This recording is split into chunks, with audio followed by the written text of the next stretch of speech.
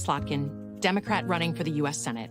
I want to share a story about who, more than anyone, taught me the importance of listening and accountability. It was President Barack Obama. I served in the White House on his national security staff. I got to see him in action, up close, and behind closed doors in the Oval Office. First, he was brilliant, and therefore demanded people really knew their stuff. It was President Obama who grilled me on issues and demanded accountability on what we said and did. That commitment to accountability is exactly the approach I use today, listening to our communities. It's why I've written an opportunity agenda with detailed plans to strengthen Black businesses, increase Black wealth, and provide real opportunities for our youth. Because, as President Obama taught me, you better say what you mean and mean what you say. So that's why I approve this message. Neighborhood beautification. That's very important to Detroit. It's very important to block clubs, organizations, and people who live in the community. We got started with 2 lots and a vision of a treehouse center. Because if we can take these blighted lots, Detroit give us grants to be able to do something with them that the community wants, it's a plus because we're bringing our neighborhoods back to where we want them to be, where they should be. All because I live in Detroit. Hi, I'm Eric Sabri, your Wayne County Treasurer. If you're living in the home of a deceased family member and you're facing property tax foreclosure, the probate process can be helpful to you. If you file a probate petition and notify our office, the foreclosure proceedings will be halted during the probate process. Contact us at 313-224-5990 or email us at taxinfo@waynecounty.com. We're here to help.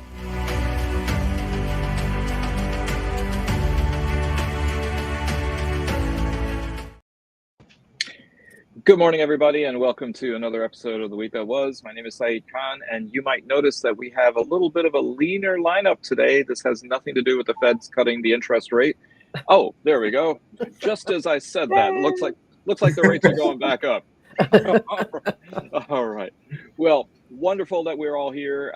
Again, as somebody mentioned off air, it has been a momentous and action-packed week, which hopefully we'll go ahead and be able to dissect to the best of our ability.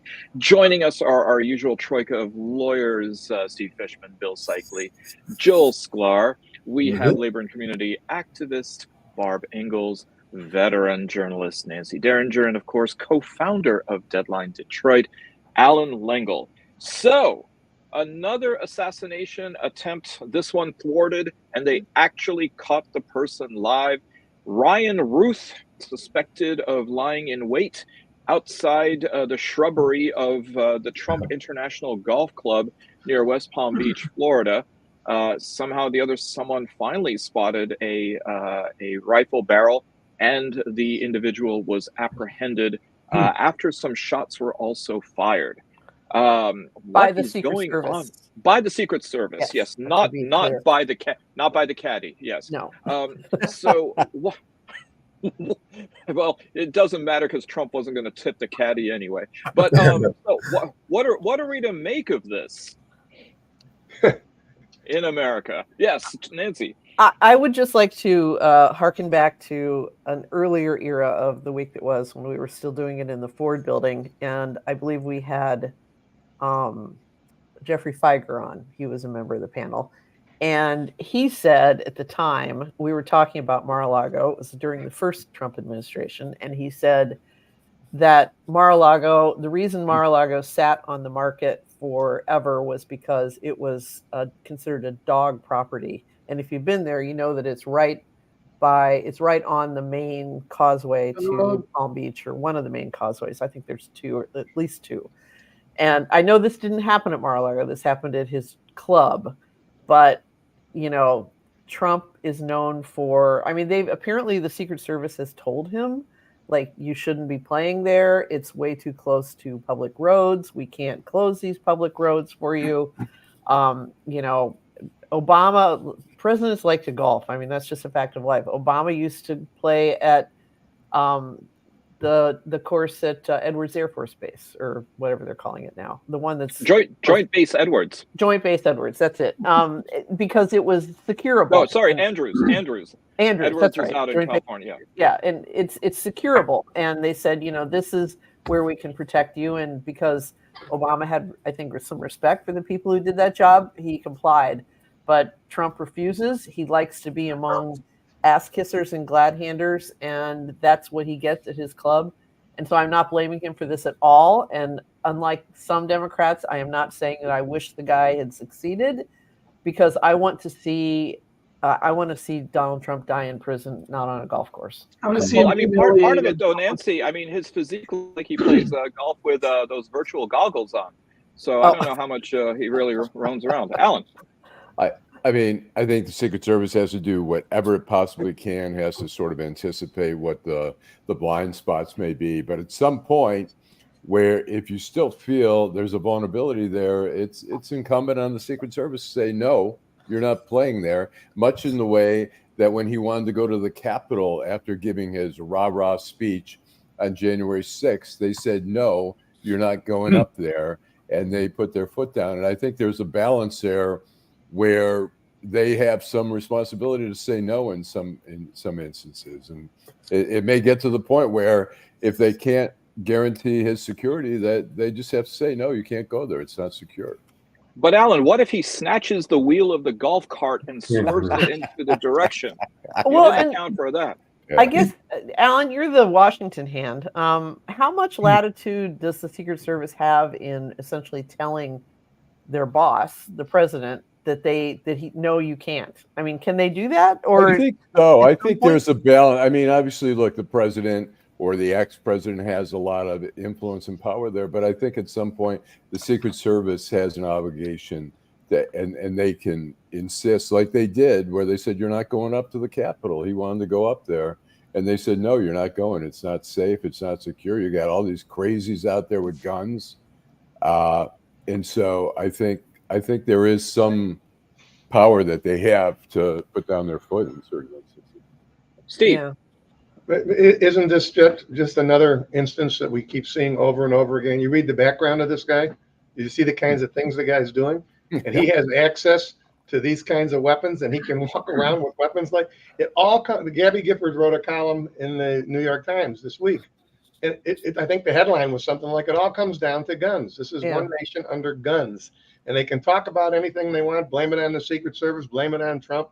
It's guns, and it's the access to guns, and it's the complete unwillingness, starting there in Georgia with Governor Kemp, right? It's the unwillingness of the legislators, of the governors, whoever, to do something about the guns. So, All right. I just want to tack on. I'm going to jump on. I agree with everything Steve just said, but I want to go a step further. When you spew as much hate as Donald Trump spews, you've got to expect this kind of stuff, that he's going to be the target, which dovetails into what Allan says. It's incumbent upon the Secret Service to do something about it, because the fact is, he's a target. It doesn't justify it. I'm not suggesting, I agree with Nancy, you can't blame Trump for it, but he's a target because he spews so much hate.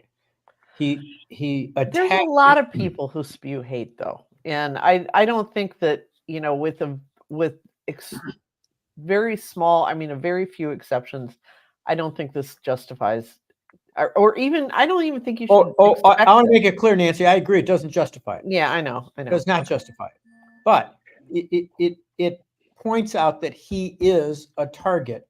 He requires extra protection. And he does bring some of this on himself. He also brings it on other people. I mean, the hate he spews, I mean, that's what happened on January 6th. The hate he spewed got a bunch of people to go out and talk about hanging Mike Pence. Right.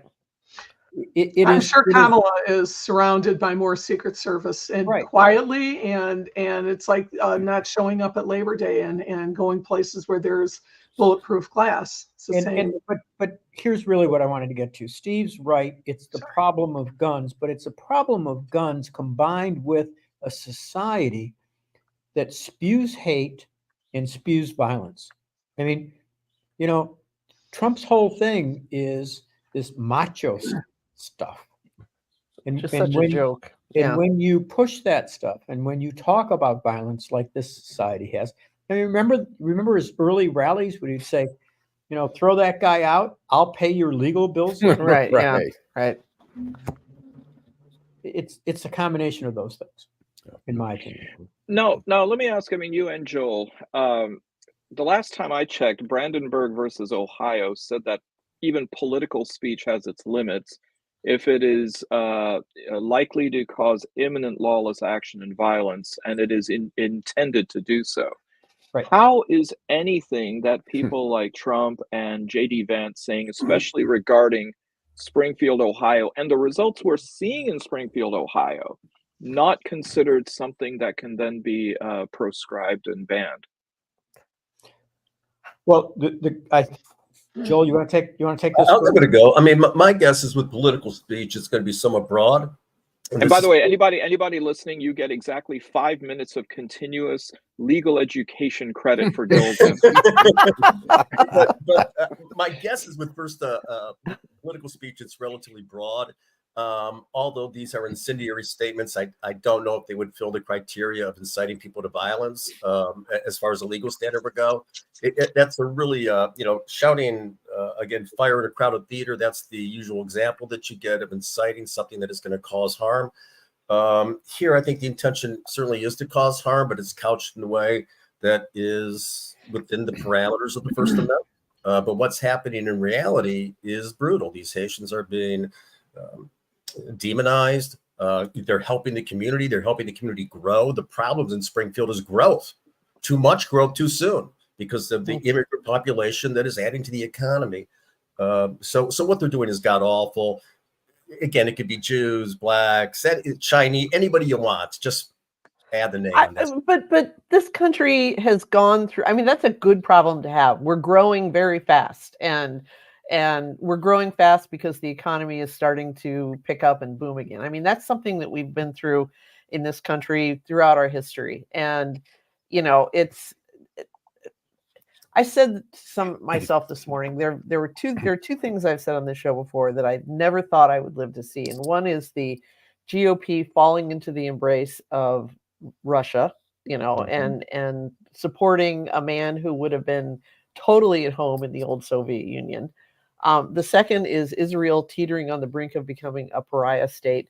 And the third is a United States senator openly attacking his own constituents with a lie. And then when it's pointed out that he's lying, he admits to the lie and doubles down on it and says it's okay to lie because of a greater truth, blah, blah, blah. I mean, it's like Ohio, I grew up in Ohio. It is a purple state, it should be a purple state based on its population. I haven't kept up with politics enough. I don't know if this is the fact that it's now solidly red is a result of gerrymandering or whatever. But if the Ohio Democrats cannot take this episode and shove it sideways up his ass when he runs for re-election as a senator, because he will, because I'm counting on him not being vice president, then they aren't worth a damn, and it should be a red state. So, the ability to try to or the idea that you can justify telling a lie to get to a truth is an absurdity. It is. It's tainted from the inception. Yeah, it's the greater truth, right? Yeah. But there is no greater truth if you're using a lie to get there. There is no truth by definition, and so the whole thing is maddening. To hear that, it's like, what the fuck? You can make stories about anything you want to prove something. That's crazy. We've already heard those are called alternate facts. But, I want to go back. I was just going to say real quick that the payback would be. I think it's really damaging the candidacy of both them and the credibility. I mean, of both them. One would hope.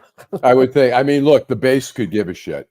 The base is like, yeah, so what? We hate Springfield, the Haitians, screw them. But I think people who are rational, who see the irresponsibility that these two candidates, are showing, is got to have some impact. You'd love to think. There's some level of decency in this country. Then why are the polls so goddamn close? Yeah. Right. I'm sorry, Alan. I hope you're right. I really do hope you're right. I just don't see it. This guy, the Teflon Don. That's amazing. I want to go back to Saeed's original question, though. Is this protected speech or isn't it? I think it's not, for a couple of reasons. One is because there is no truth to the situation. Not only the underlying issue about whether they're eating cats and dogs, but remember, Trump's big thing is these are illegal immigrants. They're not. No, they're not. They're protected status. They were brought into this community. I think we talked about this. Some of us talked about this before the show. You know, Governor Wine did a great piece in the New York Times about this community. This is not what's going on with illegal immigrants, and this is a really fine community. So I don't think it is protected. But number two, I think you'd be hard pressed to find judges that would be willing to enforce it. I think that the limits on political speech they're talking about is we ought to go kill that bastard. And it's got to be almost an immediate impact. Somebody's going to hurt one of these Haitians. It's going to happen. There's little doubt about that. And unfortunately, I don't think Trump will ever be found liable for it. No, and it'll probably be children because the bomb threats so far have been through school. So well, you know, I don't put a lot of credibility in bomb threats because they're just made to disrupt. I mean, how often is there an actual bomb that's found anywhere? I mean, it's almost like a throwback to, oh my God. Pardon me? The pager. Yeah. Well, right. Well, we'll get to that one. But you know, and I think I read somewhere that they've indicated that most of these were coming from these bomb threats are coming from overseas, which of course doesn't really mean anything when it comes in because you have to respond to a bomb threat the way you do. But I mean, I don't know that it's going to be a kid, but I feel like it's going to be somebody. And it's likely to happen if Trump really goes there. Oh, for sure. And they're begging him not to come. So, you know, we'll see. But Nancy, has anyone ever asked any of these people in any kind of responsible interview? I haven't heard it from CNN or any journalists in America asking the question that why are you not condemning the violence that's happening? No one seems to ask the simple question. Yeah, that's a good question. That is a good question. So I've got for those of you who watch TV, you may have seen these ads, these Trump ads with Don Rosenberg, whose son Drew was killed by, he says, an illegal immigrant who was Kamala Harris let go. And so I watched a 2011 interview with Fox News where Don Rosenberg says, well, he was on protected status here, which is often granted to people, immigrants, where their homeland is crazy and violent and scary, and they give them temporary status here, which is what happened there. The guy was arrested for driving without a license. He paid a fine and was let out. Then he was driving and he hit Rosenberg's son, who was on a motorcycle, and then he did apparently run him over multiple times while he was trying to get away, and they kept him at the scene. But he only served 43 days in jail, which is probably not Kamala unless there was a plea agreement that was reached out. The judge may have decided on that, but whatever. Anyways, there's a lot of illegal, you know, when they talk about the Haitians, they're on protected status, and there's the Trump people are constantly calling these people illegal immigrants and denigrating immigrants. My parents are immigrants. A lot of people in this country have parents who are immigrants or are immigrants themselves. I was going to say, every single white person in this country goes back to an immigrant. Correct. Yeah, so. Hey, that's racist. I can go back too. I didn't say you couldn't. I just said if you're white. So. I know, but you left me out. The level of fear mongering is terrifying. You know, that's Trump's one trip is fear and playing on it, and it manifests itself, you know, with violence. And that's when people reach for their guns. They do, and people get confused. They get anxious. They get scared, and they think that I'm going to take power. I'm going to help out. I'm going to do what Trump wants me to do, and I'm going to make everything right. If you want evidence that it's become so infectious, I'll announce I'm voting for Kamala. I like her, but last night on the Oprah Winfrey interview, she said, I'm a gun owner. Somebody breaks into my house, I'm shooting them. Right. And she said, I probably shouldn't have said that. My staff, I'll have my staff correct that later. That was planned. That was a planted answer. She was appealing to a section of the country. And she was doing that because it tends to work. No. What's that to say about does she mean by her house the White House? I personally, I wish she would have said what happened to Speaker Pelosi's husband's not going to happen to my husband. Right. Yeah. I wish she would have said something like that. But if somebody breaks into my house to steal my television, there's no goddamn way in the world I can shoot them. I've seen gunshot wounds. They can have my. They can have my.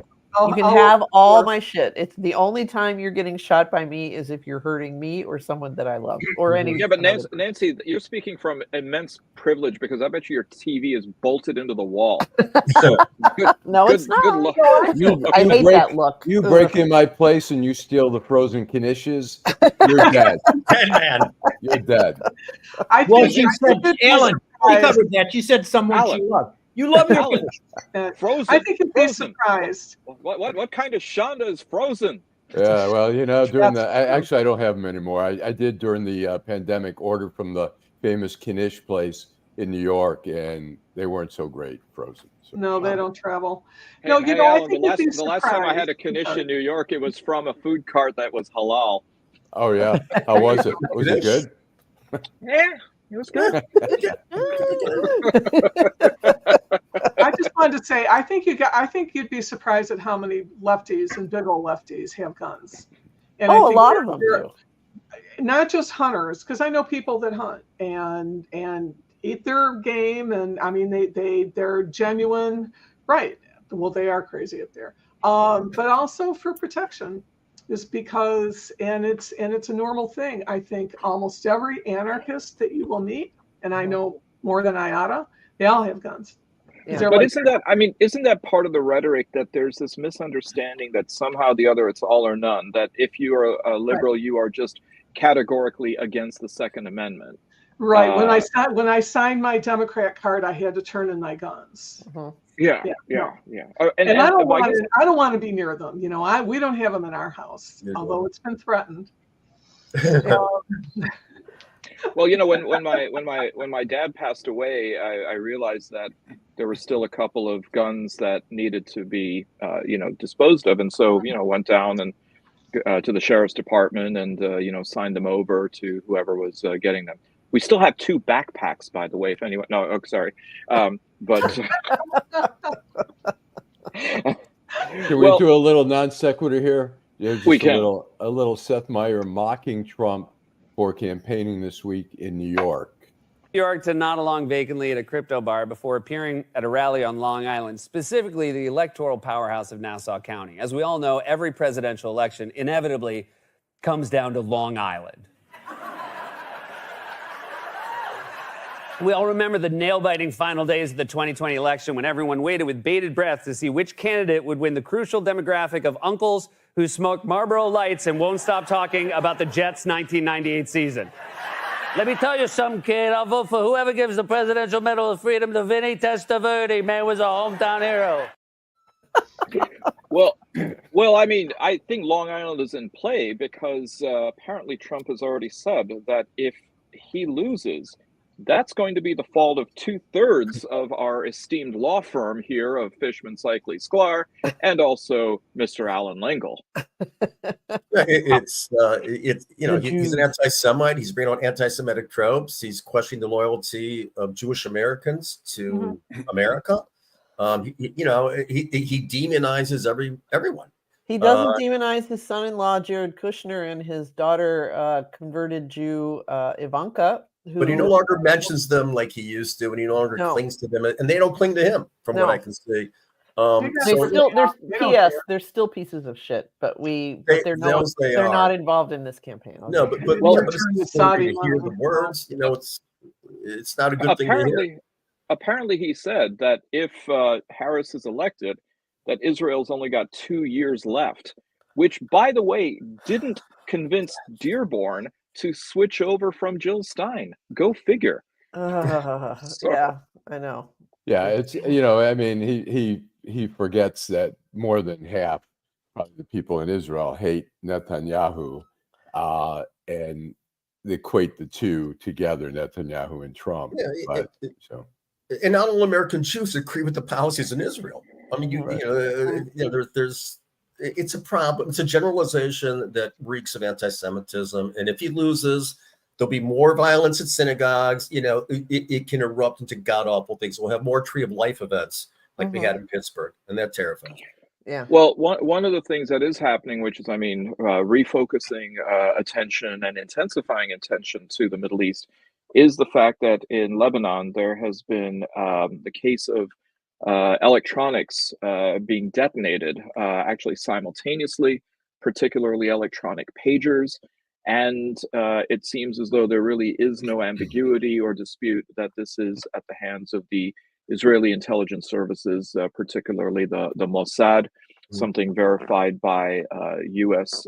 authorities as well, having killed dozens, including children, and wounding several hundred. Seems like did they kill dozens? Yes. Are we talking about? Okay, the last I heard, the death count was like 32 9, deaths. it's now at 30. Okay, that was early on. I guess I hadn't gotten the update. The already overburdened Lebanese ambulance services and hospital system is even further taxed.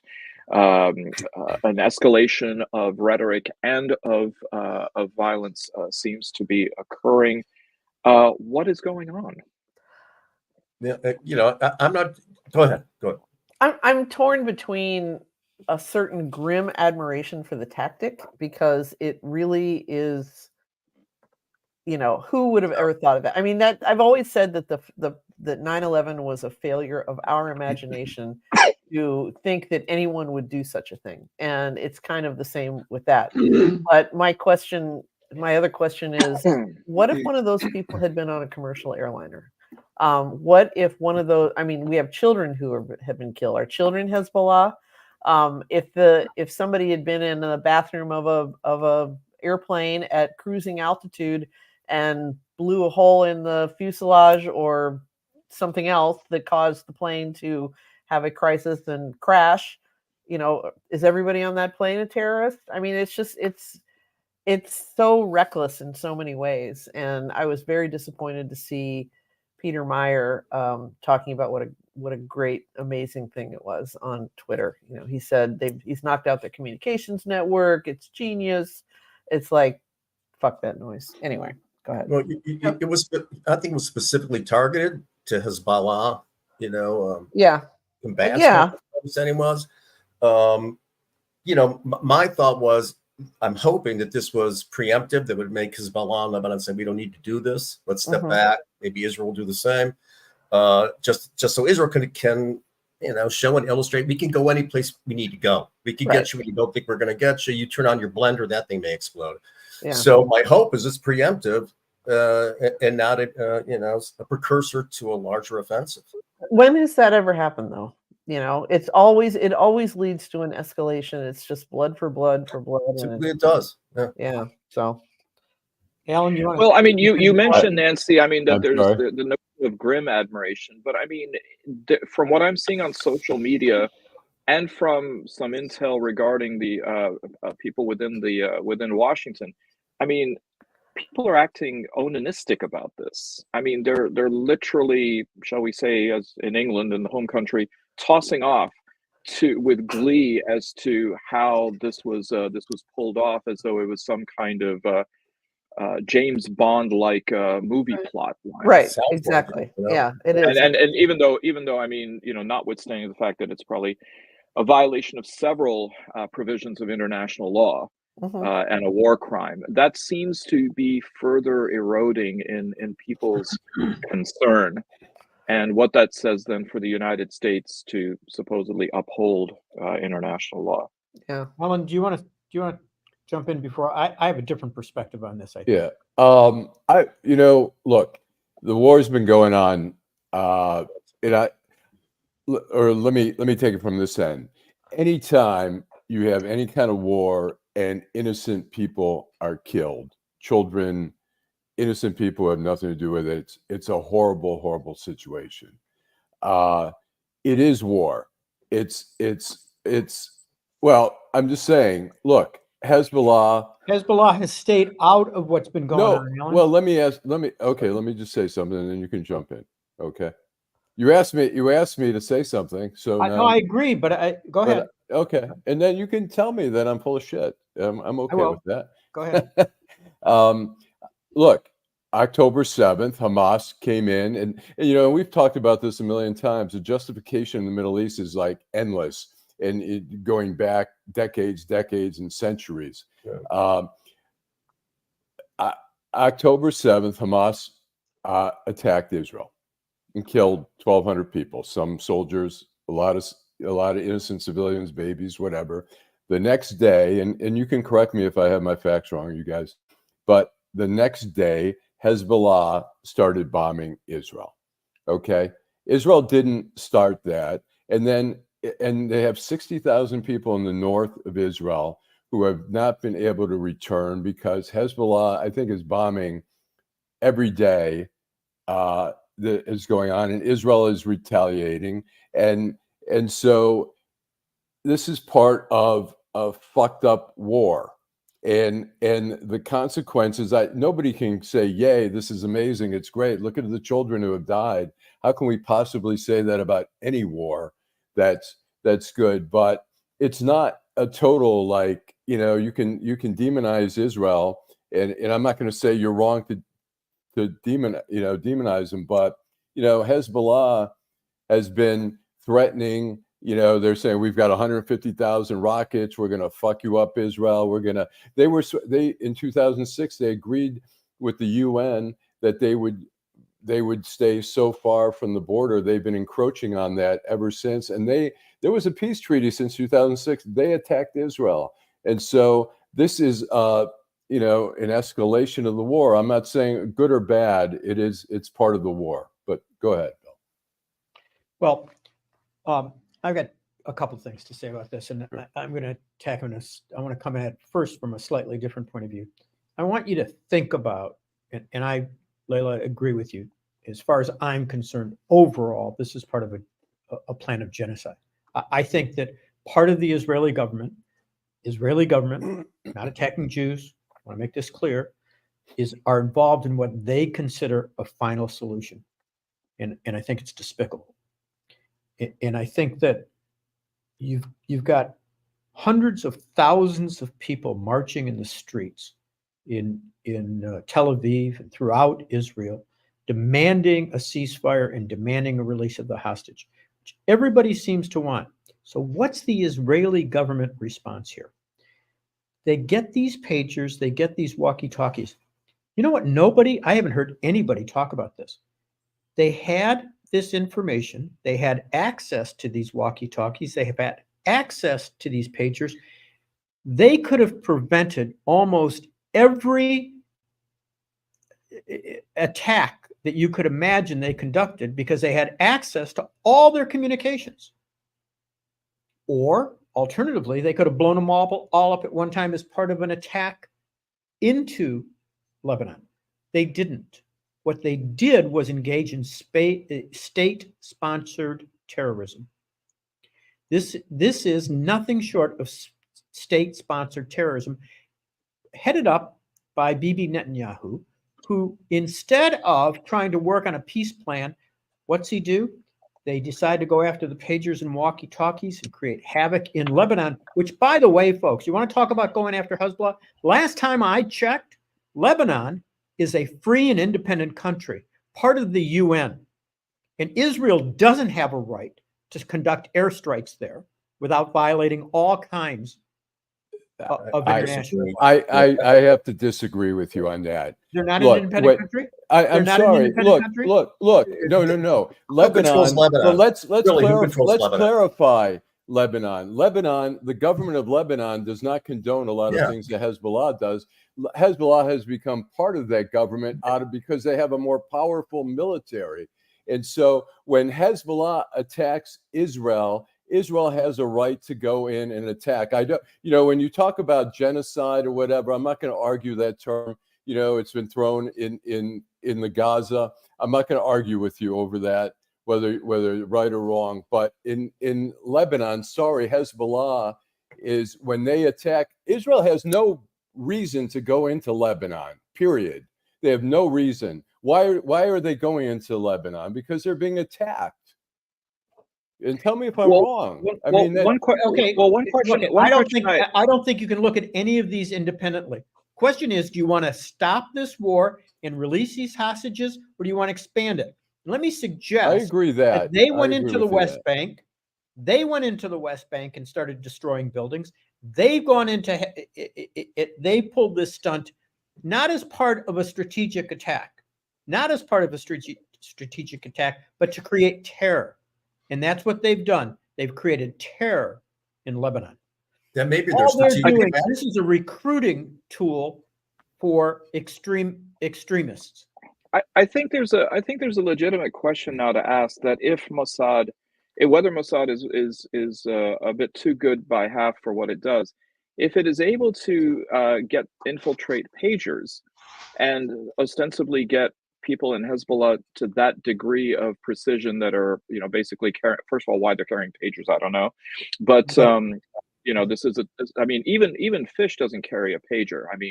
He's a bit more advanced with his technology. I do know the answer to that. Saeed. They carry pagers because that's a safer way of communicating. Okay. Fair enough. But the point then is if Mossad can get to that level of specificity of individuals, why then the need to carpet bomb Gaza in order to get Hamas? It seems as though it really can't go both. It can't be both ways. That if in fact Hamas, including Sinwar and whomever else is there, if there is this level of high tech precision, then it seems as though the carnage of Gaza could have been avoided. There seems to be a real inconsistency there. Actually, I think that there's a hell of an argument, Saeed. I think you hit on a point that I was trying to get at. If they have these abilities, tell me why October 11th ever occurred. 7th. Because October 7th occurred. Ever occurred.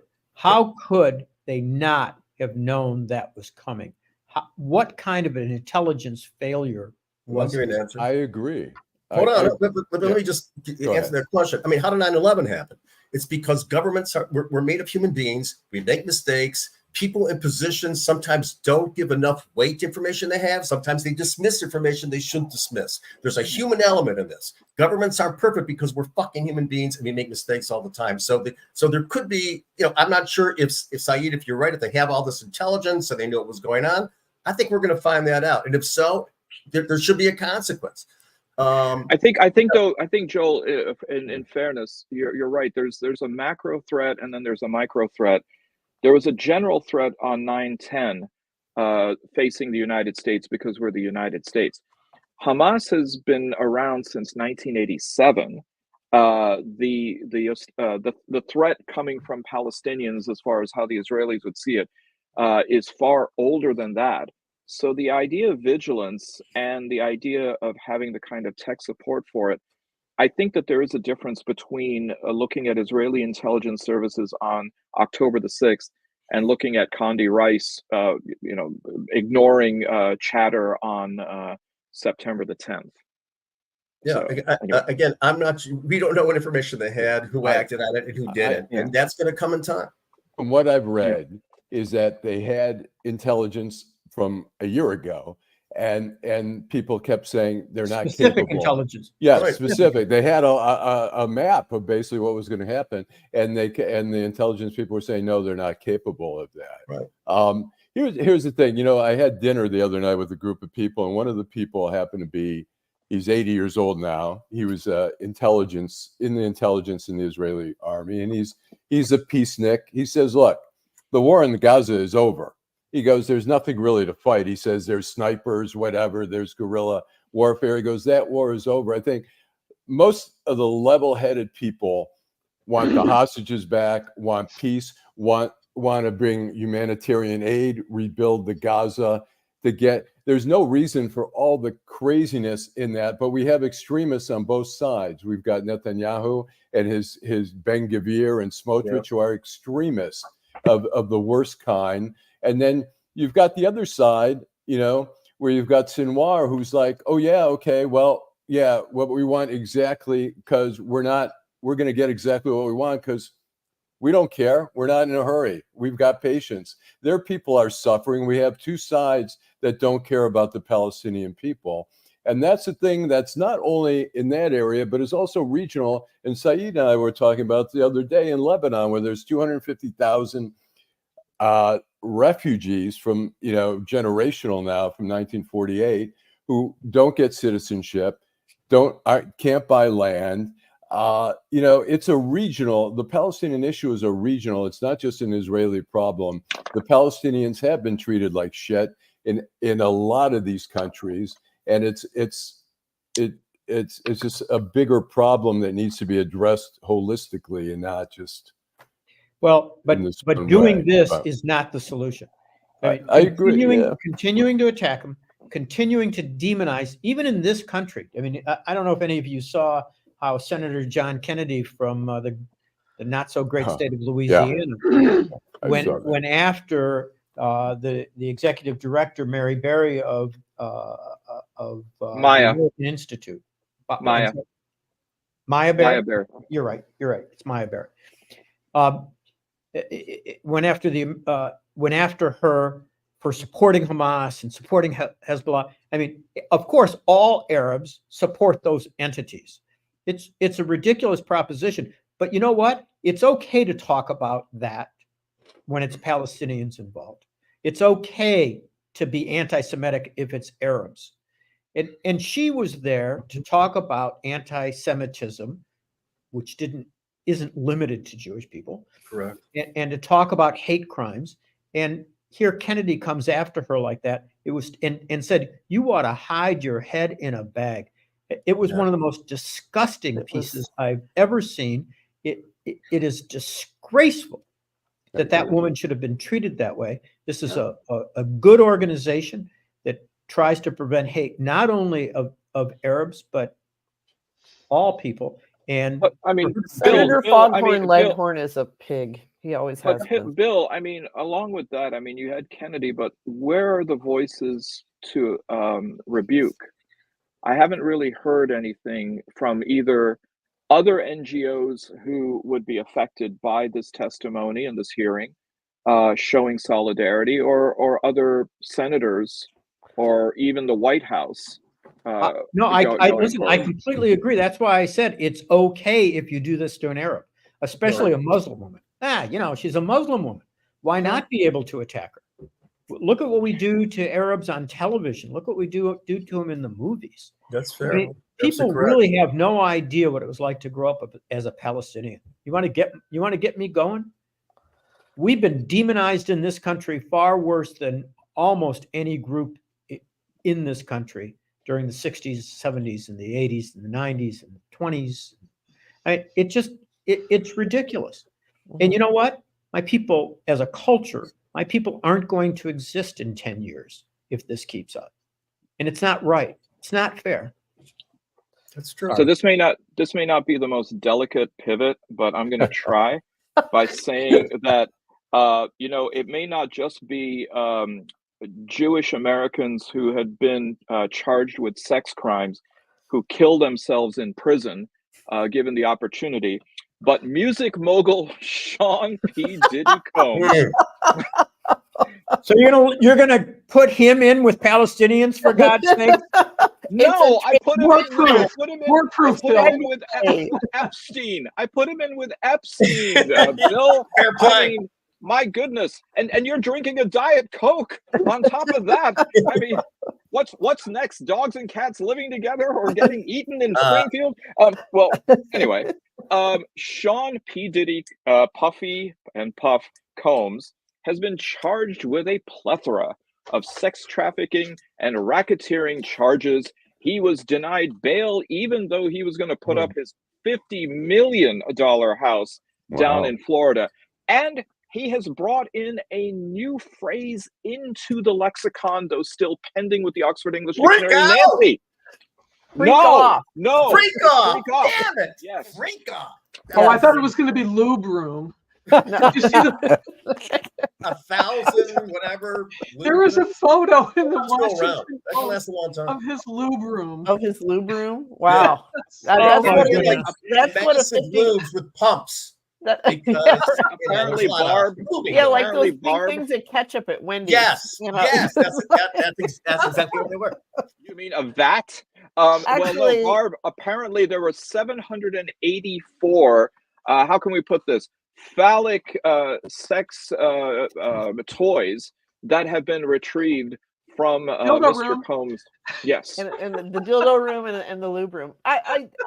This is fun to talk about, and it's funny to talk about. And I want to say before I make my ultimate comment that I thought I had wait a minute. You mean this is the foreplay comment? Yeah, this is the foreplay comment. I thought I had seen a lot, but I have to say, I feel like everybody else in the world. I've never had a threesome or a multiple thing. But I feel like everyone else that I know has had at least a threesome, which I just find it's mind blowing. But never mind. So maybe I'm just an innocent. But I have to say that once again, the thing that amazes me about this is dozens of people knew about this. When you have to drug somebody and assault them to the point that they have to be revived with IV hydration, that is some serious sexual assault here. And all these people, I mean, the people who were doing the IV hydration, the bodyguards, the drivers, the hangers-on, the entourage members, all these people knew this. And nobody said a word. And actually, Nancy, Nancy, you don't just need, it's not just electrolytes that work. Apparently, Jell-O pudding is also something that we have now learned works just as well. I will say, though, that this is the prevailing mindset in that world. It's just young women.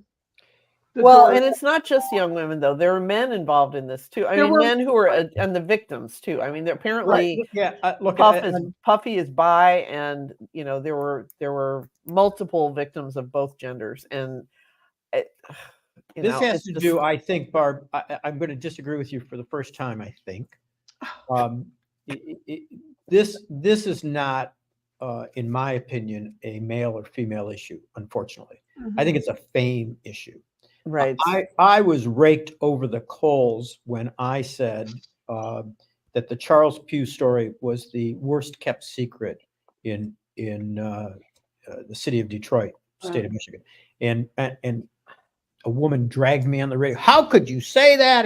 And I was readily attacked.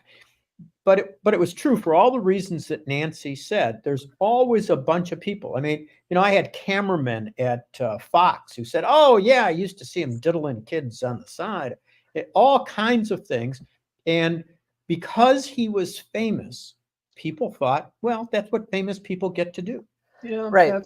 Right. I mean, I've been told that the hotel lobbies when an NBA team is in town, that looks like open call at a modeling agency. There are just all these women who are just, and to be sure, there are probably women who did this stuff willingly, thinking that it might lead them to get a record contract or something. But it doesn't change that these were, sexual assaults. Nancy, I'm going to disagree with you, which is something I'm always afraid to do. I don't have control over that picture of you. Go ahead. but again, consent is not an event. It's a continuum. Right. I've done, I don't know, 100 of these cases, because a woman agrees to go on a date, or even because a woman agrees to sleep with somebody, is not consent to keep going. No. To any limit. Oh, I decided to have sex with him, so that meant that he could anally penetrate me. This is crazy stuff. Or pass me around like a joint. Or pass me around. That's crazy stuff. It's a continuum. Consent to show up at an event, consent to go out on a date is not consent to do whatever. I mean, that is 1950s thinking that hasn't gone away. Yeah. I will tell you that the toughest voir dire I've ever done with a jury is to go through that stuff. Oh, but she wore short skirts. Yeah, right. You would think that stuff had gone away. Right. It hasn't. No, you're right. No, you're right. You're absolutely right. It's amazing to think that. I want somebody to record this. Nancy said I was right, and I was disagreeing with her. Well, since we're down in the gutter now with the lube, can we move on to the GOP candidate for governor in North Carolina? Since that's a perfect segue. And we've got video. We can, Nancy, as long as it's not a we, it's a you. Oh, because we aren't. Nobody else is briefed on it. It wasn't on the list. No, I'm not in a gutter. Today, CNN reported on a series of inflammatory comments Robinson apparently made on a pornography website's message board more than a decade ago, including one in which he referred to himself as a black Nazi. Yes. Meaning Donald Trump might say he's a very fine person, but would not rent an apartment to him. Well, there you go. So, no, he's this is, of course, Mark Robinson, who is the GOP nominee for governor of North Carolina, and a truly horrific person. He is a Holocaust denier. And this is all since he allegedly found Jesus. Okay. I mean, ultimately he will push away this stuff that happened, 10 years ago or whatever it was when he was active on this website as something that happened before he found God. But since he's found God, he's a Holocaust denier. He says women shouldn't be voting. They need to be in the kitchen, barefoot. He's just a despicable, super MAGA prick. And now we know that his email address was on Ashley Madison, that he hung out on this thing. And black Nazi is the thing that people keep saying. He called himself a black Nazi. He said far worse than that.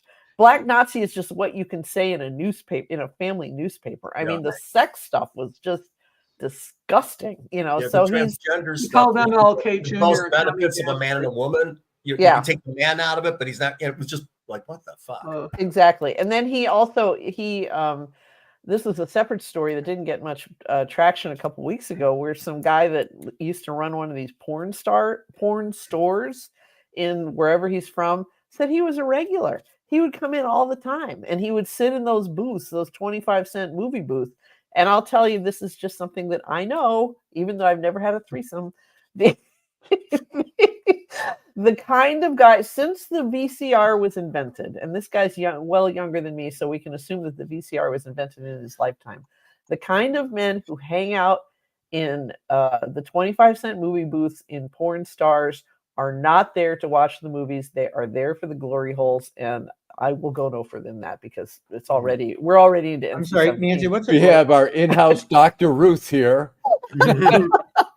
Which I suspect means that he's gay on the DL, but that's nothing wrong with that. A little bit of repression there, a little. Yeah, exactly. So anyway, I learned so much on this show. I have to think. By the way, this is just an opportunity to show this again. But if anyone's seen the movie Shaft with Samuel Jackson, when at some point he goes, "It's Giuliani time," it has a whole different meaning now. Well, let's hope this guy doesn't win, because it's like this is. He may lose North Carolina for Trump. I mean, the beauty of it is he may take him down like a stone, and that's what the hope is. And Trump has endorsed him and called him, and I think this is funny too. He said this guy is Martin Luther King on steroids. And somebody said he only said that because Martin Luther King is like the only black person that he can think of. It's like he doesn't have any knowledge of, say, Malcolm X Herschel Walker. Right. Or timing, anything. Right. Any other, any other. Alan, it is a shame to talk about Shaft without Richard Roundtree. I am sorry. He does show up in that movie at the end. Yeah. I do want to go ahead and cover one thing because Alan, you wrote an article about this which intrigued me. Of course, the Detroit Lions lost last week to the Tampa Bay Buccaneers. There have been consequences, not necessarily causal from this, but Coach Dan Campbell had to move because his house got doxxed because people were showing up saying, how could you make him lose? I think this had to do with the Cowboy game last year. But you actually posited the idea that the Lions losing at home to Tampa Bay this early in the season may not necessarily be a bad thing. You know what? I think they bought into the press so much that they need to be an underdog team. They need to be a team that proves itself. They need to work hard. And I think chanting Jared Goff's name and saying they're amazing, they're going to the Super Bowl, I think it took the edge off of them. You know, I think they kind of lost some of their edge. So I think all of us as fans are now saying, well, maybe they won't make it to the Super Bowl, but let's get in there and kick some ass and let's have some fun. I think there was too much pressure on them. And so when they lose, I think I thought it was actually a good thing. You know, it's hard not to read or believe your own press clippings. And everybody has said they are Super Bowl bound. They may have taken a little bit for granted. It's just human nature. I think losing early is probably not a bad thing. You know, I like the fact, what I love was Campbell taking responsibility. As a player, you got to love that. He didn't blame anybody but himself. And it was his coaching that kind of messed it up. But, you know, I agree with you. I think losing now isn't such a bad thing. You get refocused, you correct what you're doing, and you move forward, because they played like their offense was terrible. And that doesn't make any sense to me. You know, it was the weirdest week. It was the weirdest week in football. I mean, almost everybody lost. San Francisco, every favored team lost. I mean, it was an amazing. I think, Bill, that might be statistically impossible for nearly everybody lost. Every favorite team. Oh, okay. Myself. Okay. But how about the Tigers? I can't believe it. Are they tied? Are they tied for the last playoff spot? They're tied. They're tied for the last for the wild card. And they've got 3 games against Baltimore, division leaders, and then they've got 6 at home, including the last 3 against the very, very hapless White Sox. Wow. So Baltimore's actually have a terrible place. record against, by the way. Oh, second place. I'm sorry. Baltimore is in second place and not playing so well. I think they're about 4.5 games out of first with the Yankees. So. But by the way, our record against the Sox this year has not been all that good. So I know that they have a terrible record. They're horrible. Yeah. They got our number. But our record against them is not very good. So. Right. But, you know, for people who think that we are in the gutter, Nancy, and that we don't have anything that we don't have anything positive to convey, 2 things. One is Shohei Ohtani, who has joined the August 50-50 club of 50 home runs, 50 stolen bases in the same year. Just an incredible feat by the Los Angeles Dodgers. And the other, which I think is even more important, starting Tuesday, Dutch Girl Donuts is going to be open 24 hours. Absolutely. So, there you go. Yes. We're now sitting on the curb. Working girl. Yes. We're out of the. To paraphrase that Tool Morrissey, diabetics of the world unite. Yeah. So I was out there one night on a Friday night getting some donuts, and I was coming out, and the guy said, "Hey, can you give me some money?" And I said, "Well, how about a donut?" He says, "No, I'm a diabetic." Not a deal breaker. Not a deal breaker at all. Yeah. Well, all right. Let's go to our last segment. All right, let me play one commercial here. This is Alyssa Slotkin, Democrat running for the U.S. Senate. I want to share a story about who, more than anyone, taught me the importance of listening and accountability. It was President Barack Obama. I served in the White House on his national security staff. I got to see him in action, up close, and behind closed doors in the Oval Office. First, he was brilliant, and therefore demanded people really knew their stuff.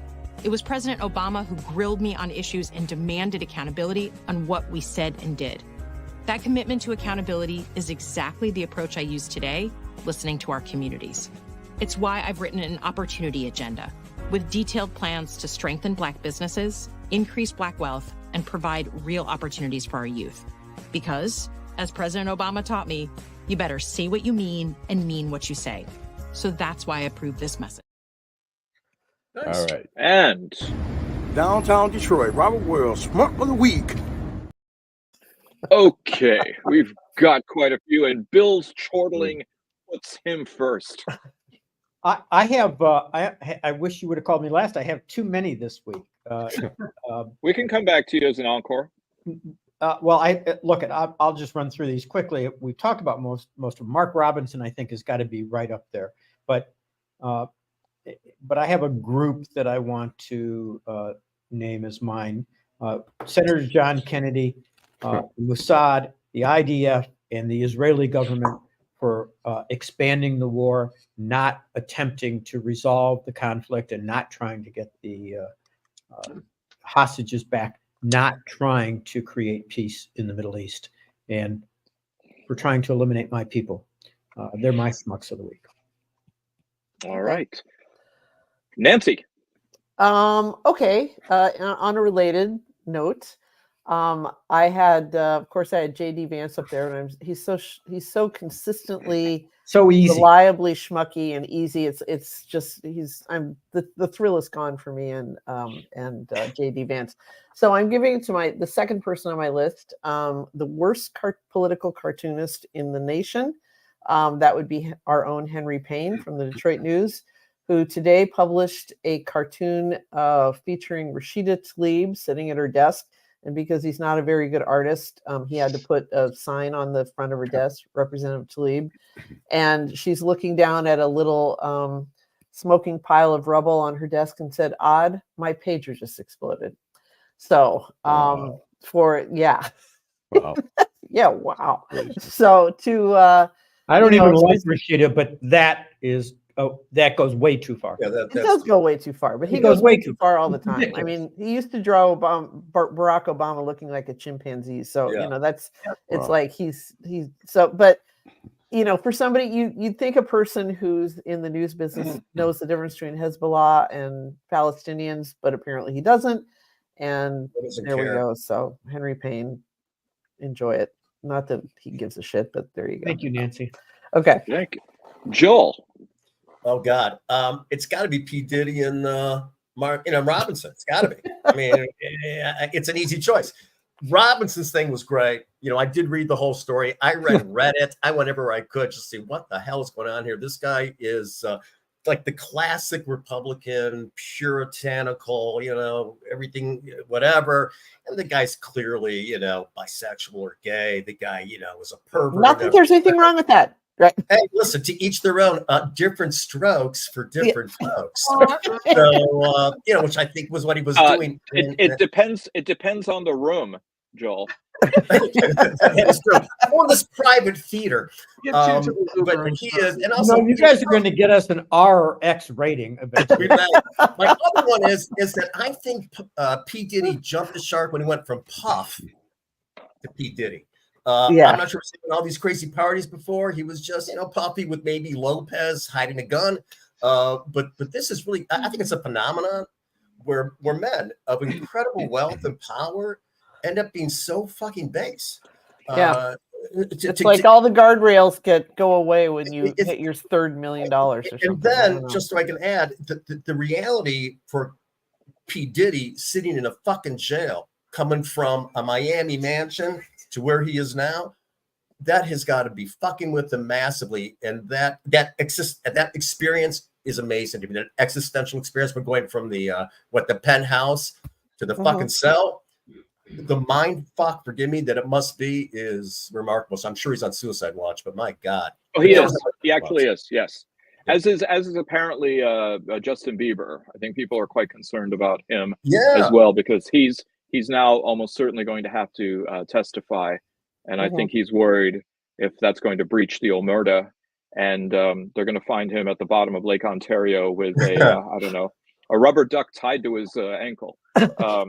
But if we are going X-rated, it is Joel Caligula Sklar, Bill Midnight Cowboy Seikaly. I like that. And I'll work on the rest for you guys. And my porn name, I need a new porn name. I need something. Nancy is 250s, fabulous 50s. I'll think of something. So yeah. You don't do the street you grew up on and your first pet. Yeah, that Dangerous doesn't work for Nancy me. Derringer is Dangerous. Actually, given what Bill's talking about, someone has to be named Continuing Trespass. Who's that? Any takers? Okay. All right. Barb. Sean O'Brien, the president of the Teamsters, who I believe miscalculated. If Trump were to win, God help us all, then he's probably going to be Secretary of what's left of Labor. Yeah. But if he isn't, he is being his entire leadership is in question right now. Councils all over the United States are jumping up and saying, no, we're absolutely not. Let's go against the people that guaranteed our pensions. Let's go against the people that strengthened all of our labor rights. This is just it's an act of, I don't know what hasn't the local chapter already endorsed Council Kamala? 43 has Michigan endorsed has. Kamala. On my Facebook page, there's a great video from one of my friends that leads a local, and he's standing in front of the train station, and he's saying, "This is insanity, and I'm not. And my members deserve better." Now, knowing that there's a lot of Teamsters, just like there's a lot of UAW members who are endorsing Trump for real stupid fucking reasons, but it's just as a labor movement, this is just can't be tolerated. It doesn't look like it's being tolerated. So yay for the local Teamsters, but Sean O'Brien is a big old schmuck. Actually, the Black Caucus of the Teamsters came out almost immediately. Yep. Almost immediately. Yep. And endorsed Harris. Mm-hmm. I heard that the uncommitted movement is not endorsing anybody, but I was like, isn't that the point? So anyway. There you go. Allan. I am, by the way, I just want to clarify that when Bill mentions some of the things he's mentioned, that Gallant, the defense minister, has been a big advocate for an agreement and for peace. And I know you're not saying he's not, but notice that all the actions that the Israeli government has taken has ignored what he's been saying. Absolutely. Well, the committees or whatever I'm not going after any individual. I'm saying that the Israeli government, what the Israeli government is doing, has been reprehensible. Okay. And in my opinion, indefensible. Look, Allan, you and I have been friends for a while, and I'm married to a Jewish woman. This is not about Jews and Palestinians, in my opinion. This is about institutional governments going after people and going after my people, going after Palestinians and trying to eliminate them. I think I used to be opposed to people saying this, but as time has gone on, it seems to me that they are trying to wipe out my culture. They are trying to wipe out the Palestinians people. That's the solution. That's the peace solution. Because if they eliminate the Palestinians, they'll deal with the countries that surround Israel. They'll annex the West Bank. They'll take over Gaza. And they get rid of these Palestinians. That's their solution. I'll agree that there are people, and I won't even say that necessarily Netanyahu is going along with it. Ben-Gvir and Smotrich are two people who want that. What you're saying? They've said that it would be morally justified to starve the people in Gaza. All right. We at some point we have to move on from this. Yes. So yeah. Well, here I'm gonna at least for today. I hope I don't put fuel on the fire here, but my complaint is I think and I've been a fan of Niraj Waraku, if I'm pronouncing that correctly, from the Detroit Free Press. Done a lot of great ethnic stuff. He's done a lot of stuff during the war, talking about the Arab Muslim voice and stuff like that. But he wrote a story that's in today's paper. It's called Lebanese Americans in Michigan Mourn Deaths, Injuries in Lebanon, Pager Attacks, which is totally legitimate to bring out the voices of people protesting, of people condemning Israel. But it is the most imbalanced piece, and it would have not taken it's not till the 10th paragraph that he talks about Hezbollah as even having any connection with the pagers. And then he also goes on, without even before he mentions Hezbollah at all, he goes on to say that Israel has been targeting primarily Shiites in their attacks. Their war is with Hezbollah. Hezbollah happens to be Shiites, as is Iran. And so to make it sound like they're targeting this, I just thought the story was so poorly put together. I'm 100%. It's cool. He's written a story talking about the pain and anger in the Lebanese and the Arab and the Muslim community. That's totally fine. But the story is so poorly written and so imbalanced that I think it's really unfair. But that's my schmuck of the week. So okay, Niraj Varka is schmuck of the week. By the way, Allan, your Delta Tau Chi pledge name is Last Tango in Paris. So. Thank you, sir. May I have another? Wow, I didn't realize how apt of a phrase that is. Yes. Okay. Well, mine, sticking to the venality that has been today's episode, my schmuck of the week is someone local here in Michigan, a pastor from Brighton by the name of Will Johnson, who was arrested for planting a hidden camera in the 242, not to be confused with Front 242, excellent industrial band, community church in Brighton, where he is the worship pastor director. Apparently, despite the fact that the name doesn't suggest that it's a Catholic church, Mr. Johnson did confess to his crime.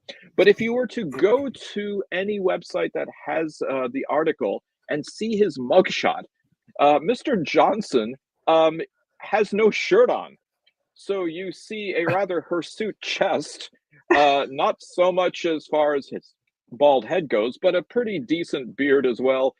Deer caught in the headlights look. So Are we sure he's not a drag queen? Because I've been told that drag queens are the real menace for young religious kids.